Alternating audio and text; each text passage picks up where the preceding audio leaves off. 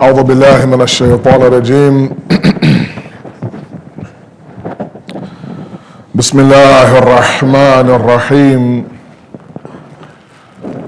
الحمد لله الذي لا يبلغ مدحته القائلون ولا يحصي نعماءه العادون ولا يؤدي حقه المجتهدون الذي لا يدركه بعد الحمم ولا يناله غوص الفطن. ثم الصلاة والسلام على أشرف الأنبياء والمرسلين حبيب قلوبنا وطبيب نفوسنا وشفيع ذنوبنا سيدنا ومولانا أبي القاسم محمد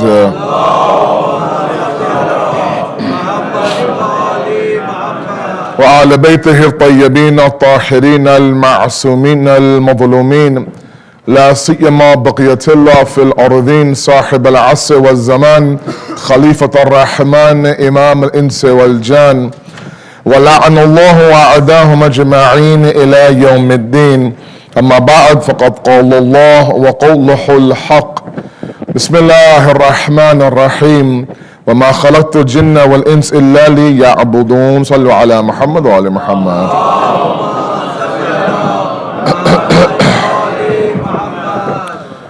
Our discussion last night was revolving around the idea of beautifying our worship.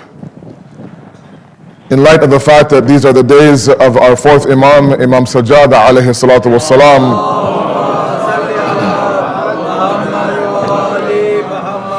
And we send our condolences to the Imam of our time and to all of you on these days of his shahadat. And in light of his laqab of Zainul Abidin, the one who is the beauty amongst the worshippers, I thought it might be fitting to talk a little bit about worship in these next 3 nights now, including tonight. The reality that I tried to get across last night was that there's something missing. You know, if somebody went to a workshop on a certain topic, and that workshop they had 5 sessions a day for, let's say, 2 weeks straight. For 14 straight days, there was a workshop on one topic 5 times a day. After 2 weeks, you become an expert in that field.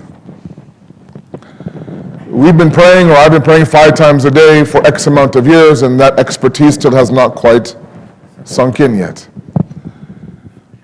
The hadith by Imam Jafri Sadiq alayhi salatu wassalam,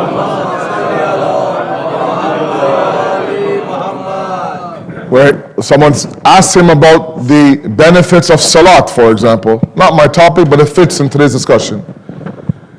And very beautifully he says that imagine a man who lives beside a stream of water that's so clean that he can bathe in that stream. And imagine that man in that stream, he's bathing 5 times a day. How pure and how clean must he be at the end of the day? Salat for the soul, of course, is that stream of 5 times a day. But the reality is that I don't know if that's happening. And so yes, while the form of the worship is happening, it's the essence of that worship that is really being lost. So why are we not finding that beauty in the worship? There are several reasons that, of course, require longer than 3 nights. But at least just to kind of touch on the issue and give you some seeds to plant in your mind. We talked a little bit last night about the idea that ibadat and worship is the haqq of Allah, described by him himself in the Quran.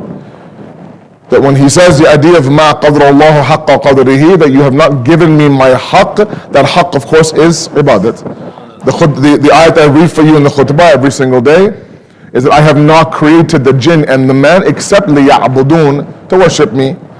So we know that Allah, and reasons yesterday I talked about the fact that worship is for us, not for him. That's all last night's discussion. And tonight, in moving the discussion further, it's important that we understand a couple of key concepts. The first thing that I want to mention with all of you tonight is that, you know, there are moments where we are wowed by a speaker. We're influenced by a speaker. Very relevant speaker, very powerful speaker, motivational speaker. Like, mashallah, you had a great 10 days with Sayyid Kamampuri, a beautiful young man who has a good grip on the Quran and the Arabic language. Then you had Sayyid Ali Abbas last weekend, mashallah. So you had biryani the first 10 days. Then you had Nahari last weekend. And now you're stuck with dal this weekend for some reason. Not quinoa, dal. And not the good dal, the meaty dal, the one that has no katas in it, right? There's no bagar, nothing. That's what you're stuck with. And you're wowed by them. And I asked you, a number of you yesterday, how was it? Oh, it was amazing, it was amazing, it was amazing. And if the speaker does what he's supposed to do, it's a point I mentioned the first 10 days of Muharram in Mayashra in Toronto. I said that sometimes, because I get emails, I get messages, I get people telling me that, this idea of Islam in 2018 maybe needs to reform itself. Right? And they bring up the idea of the essence and the form of religion, and my youth follow very carefully, please. They say, fine, we believe that it's the same essence of Islam that the Prophet of Allah brought, but the form, the body, the actual zahir of the deen needs to maybe change to fit 2018. So attacks on hijab, of course, attacks on marjiyat, of course, attacks on khums, attacks on all these things happen in this day and age. Didn't happen, let's say, in a post-9/11 era. All these things, of course, are regular discussions today. And while the purpose is perhaps to better the deen, let's say, for example, the point I'm trying to make to you is that the deen doesn't need to be any better. If you're wowed by a speaker, the speaker is talking about content that is the deen itself. I want us to understand that. Like if I come in the first 10 days of Muharram, and for 10 days now, and Asad asked me, what is your topic, so I can announce it, and I tell you that my topic, let's say for example, is, I don't know, and the example I gave the first sentence was what was the history of watermelons in India, for example. Okay? So my entire ashra will be on the history of watermelons in India. And the first night all of you will come and this hall will be packed, oh, Asad is here, but let's really find out if he's talking about watermelons in India. And for one majlis, I'll talk about how the watermelon went from a seeded fruit to now a seedless fruit. That's a whole majlis. When did that happen? I have no idea. An entire majlis about the idea of the love affair between a barbecue and the watermelon. When did that love affair start? No idea. An entire majlis on how to cut a watermelon. Some are too small, some are too big, some are too wide. Whole majlis on watermelons. Please follow me. First majlis, all of you be here. And by the time you realize that this guy actually is not going to move from his topic on watermelons, you go somewhere else. And by the 8th or 9th Muharram, it's me and it's the green carpet. When I ask Asad, what happened? Where is the majma? He says, it's your content. Same speaker, but the content is different. So it's not the individual, I'm sorry. It's the content being delivered. And the same content that you are wowed by, the same content that you're moved by, the same content that you are motivated by, is the same content that resides in the deen as well. The same deen of Islam that we have convinced ourselves now is historic. That maybe, and I've had individuals actually email me and say these words, that if the Sharia and the fiqh came down in 2018, it will look nothing like the Sharia of the Prophet of Allah in that era. In that era, because this is a different era. There are some of us who actually believe that the problem that right now I'm residing in is because of the deen. I actually believe that deen has no solution whatsoever for my issues. A lot of my youth think that I will go to door A and door B and door C because that's where I think the answer lies. It doesn't lie there. Because we have not understood the deen properly. Now the first 10 days, the deen is presented to you from this member in a very beautiful fashion. So yes, while the speaker might put on his own little flavor, the reality is the content are not watermelons in India. You won't be here. So long as the speaker on the member talks about Islam, this hall will be full. Which tells me that your movement and your love affair is not with the individual, it's with the content itself. And that content is Islam 101. The same Islam that just yesterday you said, you know what, it doesn't have my solution, it's prehistoric, doesn't belong in 2018. The same deen is, whoa, that was a crazy 10 days of Muharram I just had. All because of the content. And the deen has always been the exact same relevant it was in the days of the Holy Prophet. It's relevant today, it's going to be relevant tomorrow. The difference in the 10 days is not the deen. The difference is you and I. We're different. We're coming looking for the deen in Imam Hussein's majlis. And that's the beauty of the University of Imam Hussein. Is that he comes, the doors are open, the classes are running, and there's one professor here, and one class here, and you come and you soak it in, you soak it in, you soak it in, and the job of the one who sits on the minbar is to give you Islam 101, straight from the books. Not his version, not his khayal, not watered down, not 2018 version. And the point I'm trying to make is a very simple one. The deen has always been, from day number one, perfect and kamil and flawless and unstained. From the day of Ghadir all the way to today. Al-yawm akmaltu lakum dinakum. And that includes acts of worship. That includes acts of worship that today are being scrutinized by people with all due respect that they have no business scrutinizing the deen. So one statement that I said first 10 years, I'll say everywhere I go in my travels from now to the end of Safar. And I ask you, please take my advice humbly, and I will be the first one to act on it. Learn the deen from the deen. Learn the deen from the deen.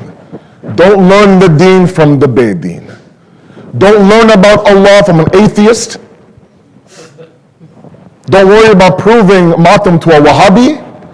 Don't worry about this and that. Learn the deen from the deen, from the source itself, not from a tainted source that might present to you a different version of the deen. And the problem is that our youth, us today, are going to every other door to learn Islam, learn Imam Hussein, learn Imam Zumana, learn Marjiyat. The deen is over here saying, hello, I have the answers for you. And when you finally say, okay, fine, let's give it a chance, you're wowed. You're wowed by the content. And you think, wow, he was a great speaker. He was a great speaker, no doubt. But it's not who it was what he was saying.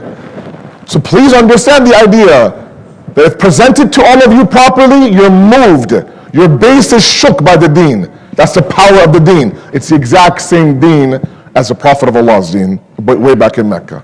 We don't believe in tahrif and distortion. We don't believe that all of a sudden now this one usher that wowed me, there was some new ayat that came down and Sayyid Kamampuri said, okay, these are today's verses that are brand new for 2018. No, Baba, the exact same Quran. Exact same Quran. So when we talk about beautifying worship, we don't touch the worship. The worship is already beautiful. Please follow me. The worship is already beautiful. We talk about beautifying the worship, we leave the worship alone, we focus on the worshipper itself. It's not the ibadat, it's the abid that needs to beautify himself. When we begin the internal process of beautification, we run towards the musalla and we meet that beauty halfway through. Inna Allah jamilun wa yuhibbul jamal. Allah is beautiful, He loves beauty as well. Everything that comes down from Him is beautiful. From creation to worship to the deen. Sallu ala Muhammad wa ala Muhammad.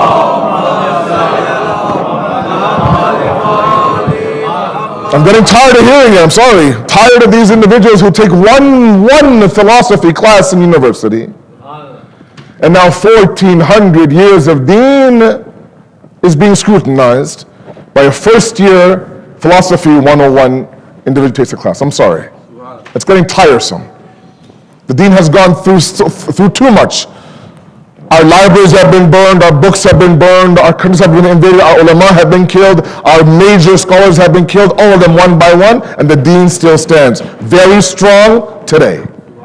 We don't need to touch the deen. Let the deen where it is. Leave it up here. We build ourselves up to the deen.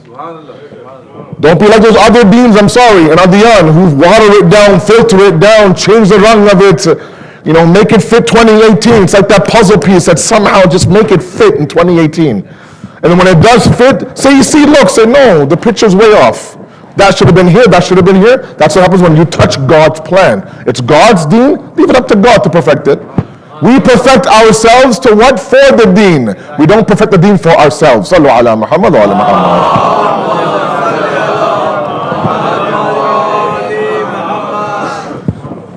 Now that means we have to understand what does it mean to purify the abid, the one who's doing the ibadah and the worship. Because the reality is that when we begin to that process of self-purification, then we actually want to go towards worship. And then we start to have those months of Ramadan where there are actually the months where they have an impact on us. There'll come a time to my youth, I tell you, you're not there yet, some of you are not there yet, that you'll begin to enter the month of Ramadan and you'll see it beyond a 30-day hunger strike. You really will. Right? You'll actually pray that this year we have 30 days of Ramadan. I hope that tomorrow is not Eid. I want one more day of worship in this beautiful month. There'll come a day where that happens. And that means that there's a sure sign that you're what? Doing what? You're purifying yourself. Otherwise, back in my day growing up, we used to fear the month of Ramadan. How do we survive with no water and no food? Count down the days one by one, 28th night we pray, please let's get that call. I hope the Eid the moon is sighted somewhere. Please. Now it's to the point where sometimes you have that month, that year, where actually, you begin to feel that worship of Allah subhanahu wa ta'ala. The deen hasn't changed. It's the same with Ramadan, but we have changed. That's why when you look at Shahid Mutahari, it's a very beautiful discussion in the topic of Adl Ilahi, divine justice. And he touches very bravely, very boldly, this topic of the whole debate on Gandhi and Mother Teresa and their heaven or their hell in the hereafter. He touches that topic. Now, it's a lengthy discussion, but very quickly. There's a whole discussion in Adl Ilahi, divine justice, on the deeds and the good deeds of non-Muslims as compared to the deeds of the Muslims. And he categorizes them in 3 different groups, very carefully. He says the first group are those who are simple in their thoughts. They believe that no matter who does the act, if the act is good, it'll get reward. Okay? So for example, salat. Salat is pure. It's a beautiful act of worship. Nobody can ever deny the fact that salat is pure. Now whoever the individual is who prays the salat doesn't matter. Because salat is good and you perform that salat, you get reward.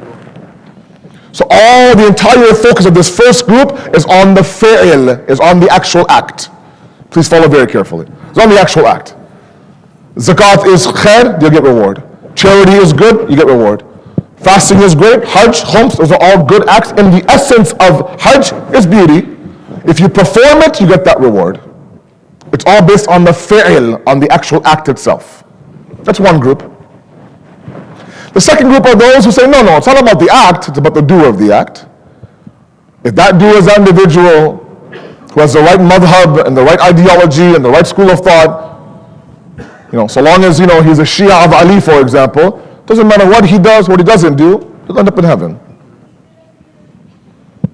Sometimes that passport, that boarding pass is given to you on the member sometimes. Sometimes it's given to us since we were a kid. That heaven is the exclusive property of the Shias of Amir al-Mu'mineen and nobody else. Everybody else will burn in hell. So it doesn't matter what you do, what you don't do, right? We do 1% of good act that others do, but because that 1% is with the wilayat of Amir al-Mu'mineen, that will lead us into heaven. All of this 99% of great act done by a Christian or a Jew will be wiped out because you're a Christian or a Jew. The fail has nothing to do with it. The fa'il is everything. The doer of the act is everything. These are bold discussions now. One is the act. One says, doesn't matter who does it, as long as it's good, you get reward. One is, no, wait a second, it's the doer of the act. If the doer has the right madhab, doesn't matter if he drinks or ghiba or whatever the case, doesn't matter. He's a Shia of Ali, he's bound for heaven. You can do whatever you want, it's okay. Then you have one individual who, let's say, doesn't have tawfiq to be a Shia of Ali, but mashallah, he is part of the angels. But it's okay, he's going to be hellbound. 2 different groups. Then there's a third group. The third group is one who is fa'il and fa'il at the exact same time. The act has to be good. The doer of the act also has to be good. The act has to be beautiful. The doer of the act also has to be beautiful. When you mix those 2 together, you have reward. You have elevation. The examples given are numerous. Right? The morning of the 11th of Muharram, the adhan was called in the tents of Umar bin Sa'd, and there was Jamaat Fajr prayer the day after they killed Imam Hussein. And rows and rows and rows of people who were praying to Allah, praising Allah. Subhana Rabbil A'la wa bihamdih. A day after, of course, they shed the blood of his Hujjat. On the other side, of course, in the camp of Imam Hussein, same Fajr is being prayed. The same fi'l, two different fa'ils. The same act, two different doers. So Shaheed Mutahari rejects the number one and number two both, and says that it's impossible that Allah can give the same reward to Shima bint Joshin and Zainab bint Ali. It's not possible. Although the fi'l is the exact same, the fa'il are two different people. When you combine the two now, you get the ultimate package. Individual who has khushu, humbleness in his heart for Allah, and the act itself is good as well. So we understand one thing. The elevation of worship is not just the act of worship, it's the doer of the worship as well. Okay? And the more that we act and we cleanse ourselves, the better it gets. Now, some of you will argue, and you have, and you should, the idea that right now we live in an era of immense awareness, and you're right.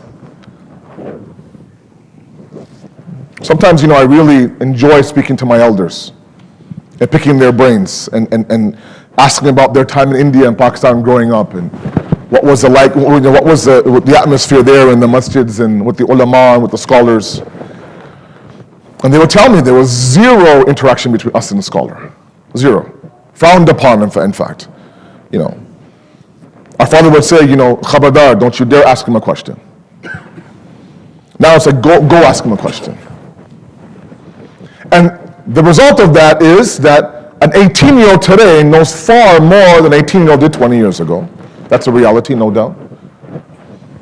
A lot of people ask me about dua Imam Zaman, Allahumma kulli walik. Every kid, every child knows that dua. And they think that it's a brand new dua that's come from Iran or something. They really do. Because every child knows the dua. I said, look, that same dua has been in Mafati for many, many, many years. We've just never come across it. So yeah, the ma'arifat has grown. The awareness has grown. The need to be a better person at the age of 18 has grown. Unheard of. Even in my generation, growing up in Toronto, 17, 18, 19, we're not even close to where most of you are in this room, alhamdulillah. That's great. But remember, when you change your tactic to get closer to Allah, the enemy also changes his own tactics as well.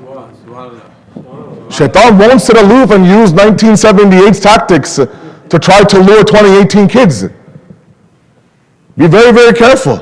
So yes, while you're running towards Allah, the one who's keeping up with you is Shaitan in 2018. So no doubt, as awareness goes up, so has sin also, it's gone up as well. And the glamorization of sin has gone up. Many of you have debated with me that, look, the sin has been going on for many years, and I agree. The problem is that the sin was happening when? Behind closed doors. Nobody knew it. Now it's being live streamed on Facebook, for example, or posted on YouTube, or shared on WhatsApp groups very easily. So not only is the sin happening, but the glamorization of that sin is also happening as well. So yes, no doubt, the same 18-year-old, of course, is elevating towards Allah at a rapid speed, but that same 18-year-old is also what? Polluting his soul also at the exact same rate as well. Because Shaitan really has picked up his game. And where Shaitan has picked up his game, I'll tell you. Sallu ala Muhammad wa ala Muhammad.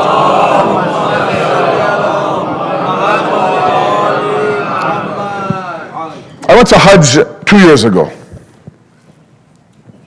If you remember, then after that I came here for the first Ashra 2 years ago. And many of you asked me, it's my first time in Saudi, first Hajj. Many of you asked me about it, how was it? I know many of you went this year as well, alhamdulillah, Allah accept your Hajj. And I told them that it was, and I still say, it was the most difficult thing I've ever done in my life. And I've been through my fair share of difficulties. That was the most difficult, in all aspects, from physical to mental to spiritual. Spiritual, of course, as you know, it's a very, very intricate act of worship. There are small, minute fiqhi rulings that you have to follow. Physically, of course, it's draining. The walking, the heat, I went in August. It was a desert heat. And you deal with the Wahhabis and the Saudis. It's not easy. It's a very difficult act of worship. But the one thing that really made it difficult, Sallu ala Muhammad wa ala Muhammad.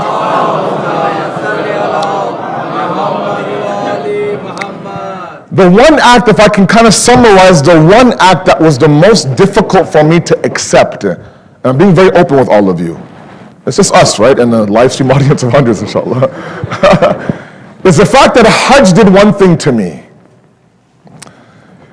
It made me invisible, and I've had this talk with many of you. It made me invisible. And what I mean by that is this. You know, in my time in the Hawza in Iran, in Qom, when they find out where I'm from, oh my God, I'm from Canada, many of them are blown away, and blah, blah, blah, and you kind of feel, okay, you know what, I have that blue passport, I have the English, you know, I can get things done. In Hajj, it's not like that. No one cares. You're nobody, you're invisible, right? Like Hajj sometimes is referred to as the vanishing of the individual. And many times people ask me, how do I prepare for Hajj? You can read the books all you want, that's fine. Get the fiqh down, you know, ask your marja, that's fine. But be prepared to be a nobody in Hajj. Be prepared to have your entire idol of yourself inside of you destroyed in front of your eyes.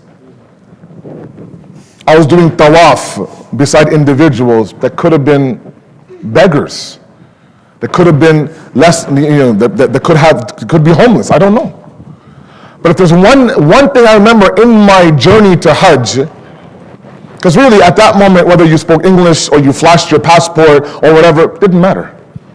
Doesn't matter at all. You are just like everybody else is. I remember going through my first tawaf. It was a very difficult tawaf.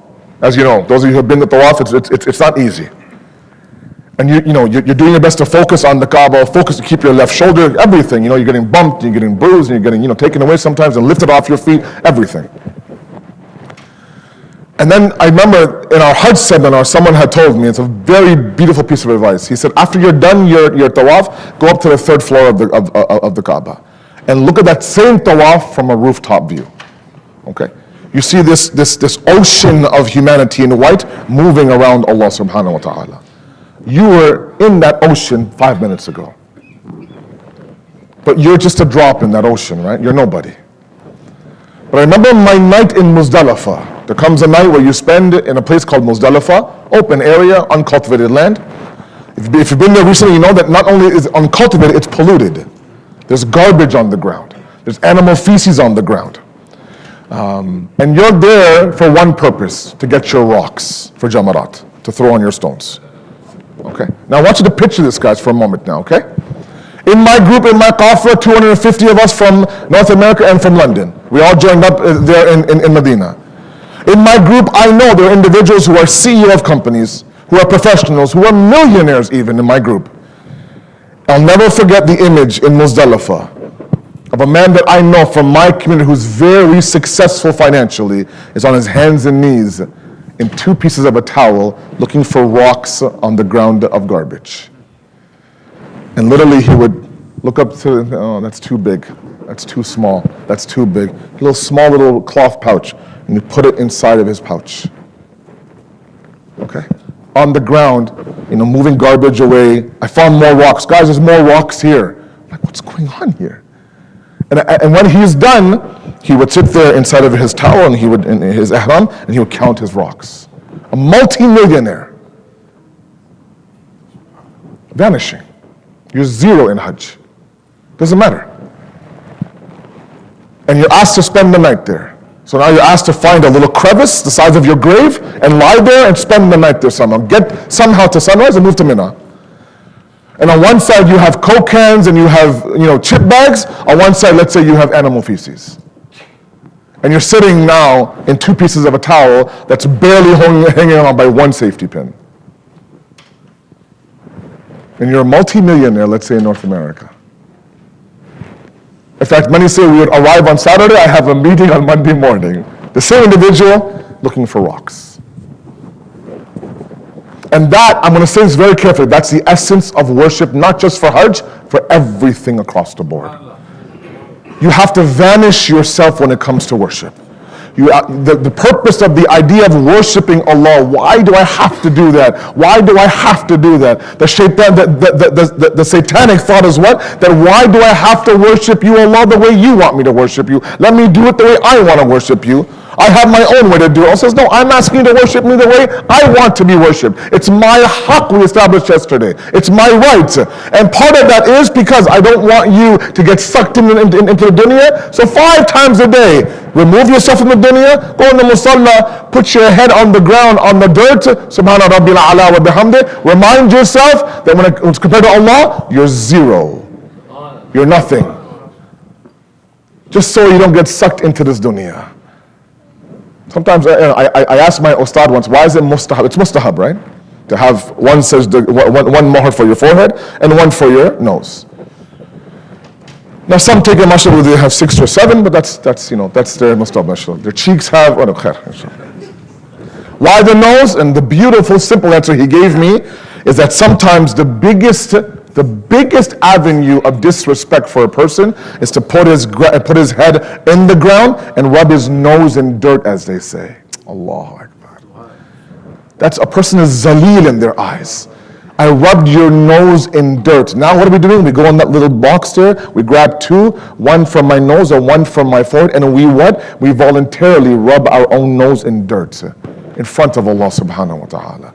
All in an effort to make sure that I don't get beyond what my reality is. I'm the slave, you're the master. I bow myself in front of you. There's nothing else. That only happens, we begin this internal purification process. Now, where does shaitan come in? Sallu ala Muhammad wa ala Muhammad. Shaitan comes in this 2018 and does the opposite. Very carefully. Does the opposite. Where worship of Allah, be it hajj or be it fasting or be it whatever the case may be, is meant to what? Make you vanish. But what I mean by vanishing does not mean that you have no self-worth, that you're a loser, that you're a zero. No, but you present yourself in front of Allah as a servant presents himself in front of a master. That's how you present yourself in front of Allah. That's what I mean by that. Don't take me wrong to say, oh, okay, Islam wants me to be nothing but a no, not at all. Now shaitan comes and says, oh, not only are you not a zero, but everything should be about you. And we live in a self-glorifying era today. Do we not? And so many times I mention this to all you guys, and I'll do it whenever I come here over and over again, because we all need reminders. We live in a branding consumerism era. Where if we could rent out a billboard on the 285 and put my name, put my photo on there and put all of my social media channels as a way to promote, I would do that. This whole phenomenon of social media is there. Part of it, part of the problem, not all of it, part of the problem is that it creates the consumerism inside of us. So we end up being a brand that we plaster all over ourselves, everything that we do. I had a session the first 10 days on social media. I talked about validation. This is where shaitan really has upped his game. Really has upped his game. This didn't exist 15 years ago. I told you, the more you guys climb up the ladder of spirituality, the more he follows you up that ladder right beside you. And part of the problem that he has done, and successfully for a lot of us, is that he's taken away the validation of God from you, and he's asked you now to search for your own validation through other individuals. Make them validate you. Make them like you. Make them approve of you. Make them support you. So somehow now we have a self-image and self-worth of other individuals who today will like me, but next week will be my arch enemy. And Allah says, Ya Sari al-Rida, I'm easily pleased. Why are you going here and there to search for validation? Why are you putting up a picture of yourself, let's say going to Bayt al-Qayem, waiting for likes, waiting for a comment, waiting for someone to validate your existence, to validate your picture?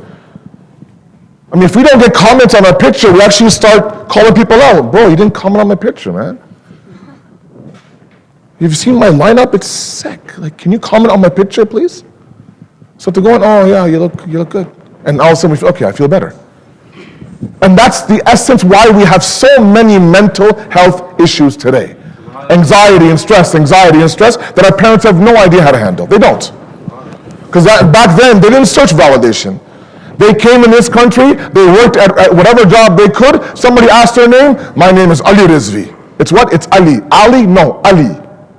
Ali? No. And they'll say, you can't get it right? That's okay. But my name is Ali Rizvi. Where are you from? I'm from India. Look at it, proudly, I'm from India. Where are you from? I don't know. My parents were born here. I was born there. I think I'm from there. I'm thinking. Validation. Right? We don't have a sense of identity. I talked about identity already on this member last year in the month of Ramadan. But that's the problem that Shaitan has done. Shaitan has taken the self and given that self to somebody else. You tell me now how I am.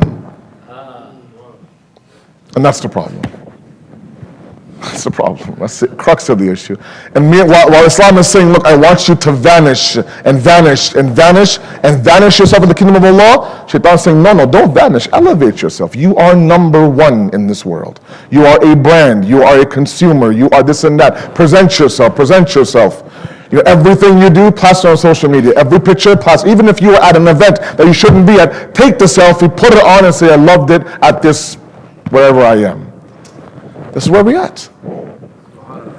So Shaitan has upped his game. And that's why now when we go towards the Musalla, we don't feel it. It's a checklist. Right? School, work, groceries, salat. Check, check, check, done for the day.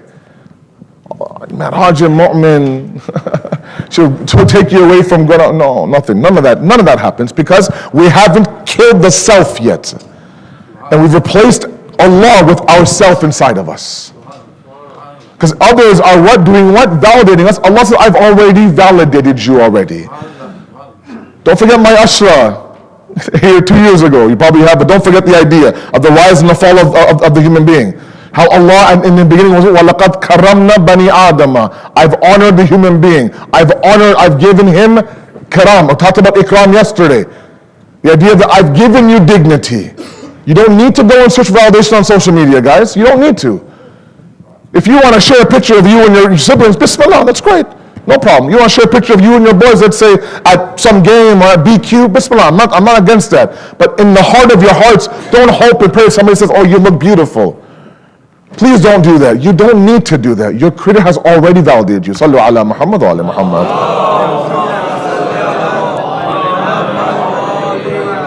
So we have two extremes now. We have one idea where worship says what? To vanish yourself. Make yourself zero. Be that millionaire who's searching for rocks amongst feces. On the other side, we live in an era that says, no, man, you got to market yourself.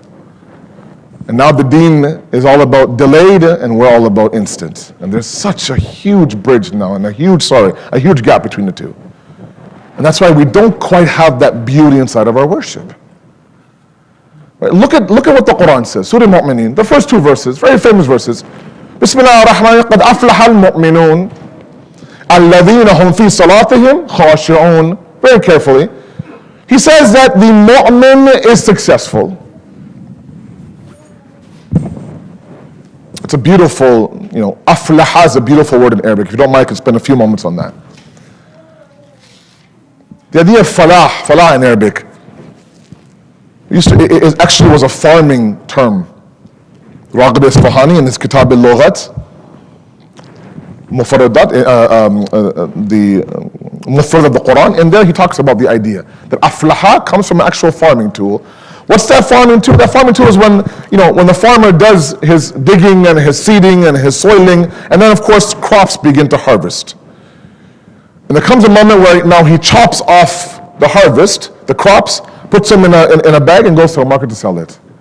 That moment that's ready to be sold, the crops, the fruits, the vegetables, that's called aflaha in Arabic. Okay? That's after many, many, many months of hard labor. You till the soil, you water it, you plant it, you make sure there's no weeds, you make sure there's no animals, not too much water, not enough water, blah, blah, blah, all this, until you have that moment where you have that tomato growing out, or the corn growing out, or the potato growing out, and you take it one by one. The moment it's ready now to be sold, and you have money in your hand, that's called aflaha in Arabic. So imagine now Allah says, قَدْ أَفْلَحَ الْمُؤْمِنُونَ. The mu'min is successful, meaning after many, many attempts and many years of shedding the weed, you have this beautiful growth inside of you. And then it says, who is that? Not the one who prays salat. Allah says, a mu'min is past that. A Muslim prays salat. a mu'min has already, you know what I mean? There's levels now. Islam and Iman. There's one, of course, who passes the course at D, just give me a D, just give me a D, just give me a D. There's one who gets an A+. Fine, you passed the course, no problem, but there's no effort. A Muslim, a bare Muslim, at least what at least he should do is pray namaz. But in this verse, it does not say Alladhina hum fi salatihim khashi'un, that in his salat there's humbleness. A mu'min salat is humbling for him. Meaning he's not talking about the fa'il, talking about the fa'il. The salat is there, but the fa'il, the doer of the salat is different. He's what? Khashi'un. He has khushu inside of his heart. He's humble. And that only happens when, of course, we begin to work on ourselves and identify shaitan's traps. Tomorrow's talk is on shaitan's trap when it comes to worship and ibadat. There are many traps that he lays down, and he blocks the progress of our youth today to move towards shaitan, to move towards, worship. And we have to be very, very careful. Sallu ala Muhammad wa ala Muhammad.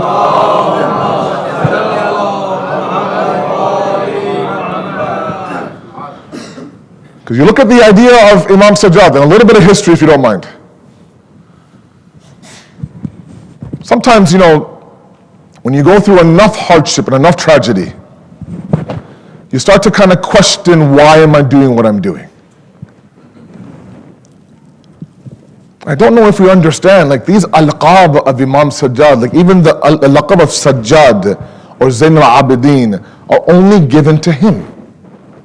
Are only given to him. Sajjad Sigha Mubaligha is one who does excessive amount of sujood. Zain al-Abidin is a man, of course, like I said, who not only worships Allah, but he has this essence and form of worship where people are in awe of his worship. He would tremble during wudu, stand in front of Allah with the utmost humility. And remember, I said last time, that's after seeing the events of the day of Ashura, not before. He witnessed everything. He made that very difficult journey all the way to Sham. Very difficult journey. Comes back to Medina and establishes the dhikr of his father in Medina. And so many stories. Any question anybody would ask him, he'd always bring it back to Imam Hussein. Bring it back to his father. And not because he wanted someone to cry for his father. We know enough about the Ahlul Bayt to know that they didn't do things for themselves. It was always about their Shias or the followers. Because they knew if there's one boat of salvation for the Shias, it's the dhikr of his father Hussein ibn Ali. And so let's keep that alive. Don't allow that to be historical. Don't allow individuals to keep it as some battle between, two khandans or two families. No. So wherever he went, there's a man who comes to him in Medina. And he says to Imam Sajjad that, Mawla, I'm gharib in Medina. Meaning I'm not from here. And he's asking, what can I do? Where can I go and what can I do? And they say that Imam Sajjad begins to, of course, cry. And he asks him a question. He asks him several questions. He says, if you were to die right now in Medina, in the state of ghurbat, that you're not from here, do you believe that your body will be wrapped in a coffin? And the books say that he was a little bit taken back by his question. He says, Mawla, this is a city of Rasulullah. I'm surrounded by Muslims. I may not know where to go, let's say, to stay or to eat, but I know enough that if I die in this city, there's enough Muslims around me to at least put a coffin on my body. He said, if you even found a coffin, do you think that you would be buried with the proper rituals and proper rites in this city, even though you are gharib? He says, yes, again, city of Rasulullah, city of Islam. For sure, I know for sure that these men don't know who I am, but they have a conscience. They won't let me just just die without having a proper burial. And then Imam Sajjad says, you're not gharib, I'm sorry. He says, Mawla, tell me, what is gharib then? He said, gharib is that man who's left on the plains of Karbala for 3 days hungry and thirsty, without even a kafan, a drop of sand, nothing. Gharib is that man who was killed and yet trampled 10 times by 10 different horses. That is what ghurbat is. Individual would ask him time and time again, that Mawla, you cry and you cry and you cry and you cry. When will you stop crying? You've heard the Messiah. When will you stop crying? And then he says that Yaqub had 12 sons. And one was not even dead. He was away from him in a different land. And he cried tears of blood to the point where his eyesight was gone. I had 18 Yusufs be killed in front of me, and you question my tears. But the one thing that killed Imam Sajjad, and they asked Imam Sajjad, that I know Sham was very difficult for you. Sham was very hard for you. But tell me about Sham that was inside Sham the most difficult. Then he relates a story. He says there comes a moment where the entire Bani Hashim, me, the children, the women, all now are in front of Yazid in the courtyard of his, surrounded by 700 men. They're in the middle. The balconies, of course, are full. They're watching this tamasha. And after a while, Yazid says, Umar bin Saad, Hussein brought his sister from Medina to Karbala. Yes, he did. Was she killed in Karbala or was she brought here? He says, no, she was brought here. And then he says to Umar bin Saad, tell me which one of these women is the sister of Hussein. Imam Sajjad said at that moment, one by one, all the women were pushed away. The kids were whipped, pushed away, until there came a moment where Sajjad was there, Fizza was there, Kulsum was there, and Zainab bint Ali was there. And Yazid says, no, move them all away. I want to speak directly to Zainab bint Ali. And one by one he moved. Imam Sajjad says, I beg Yazid, please speak to me man to man. Forget the women. No, I want to speak to the daughter of Ali. Imam Sajjad says, I was dragged by several men, and my puppy Allah stood there alone in front of Yazid. And for the first time, his disgusting non-mahram eyes looked at my puppy Allah Zainab. That look of Yazid killed Imam Sajjad. Matin ya Hussein, ya Hussein, ya Hussein.